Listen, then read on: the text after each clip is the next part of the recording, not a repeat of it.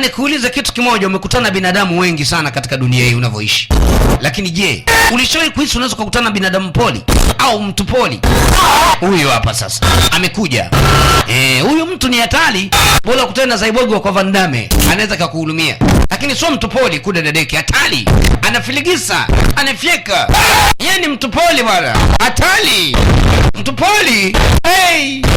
Amezoea mambo yake polini tubaseni, kunyonga, kuua, kutwanga, kutafuna, kukanga, kuwasha. Naye atatushinda yule nani?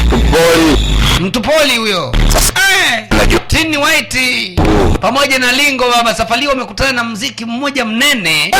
Japo watachekesha lakini humo ndani tiani hatari tupo. Mtu sio kawaida. Yule na wasiwasi.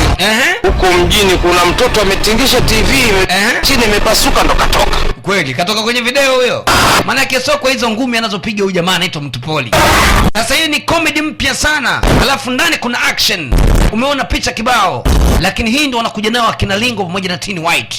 Inaitwa Mtu Poli. Kali kinoma noma. Anapiga ngumi huyu jamaa. Hatari, kidole tukipigwa kama imepigwa na nyundo. Kichwa kinakuwa debe 10. Sasa je, nini kinafuata? Si nyingine hiyo. Inapatikana kwa Bwana God pale. Jiandae kama kawa kula mzee. Iko njiani kutana nayo. Ya ukweli sana. Binafsi mimi mwenyewe naisubiria. Yaani mimi mwenyewe hapa naisubiria. Kwa sababu ni shida huko ndani. Mtu Poli. Poli anajuaje ngumi? Anajuaje ngumi? Kamchokoza sasa uone muziki wake. Yes. Tukutana Mtu Poli mtu wangu humo. Huyu ni Mtu Poli, ukichokoza tu muziki wake. Umeumia.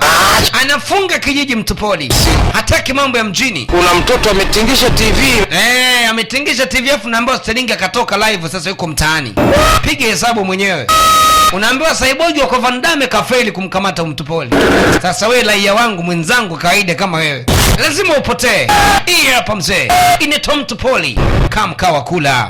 Inapatikana pale kwa Bwana Godi. Yes, Dar es Salaam Kariakoo. Ni ule mtaa wa Agre pamoja na Masasi. Tembelea pale mzee. Mtu Poli. Polini. Anaua. Hatari, ana roho mbaya.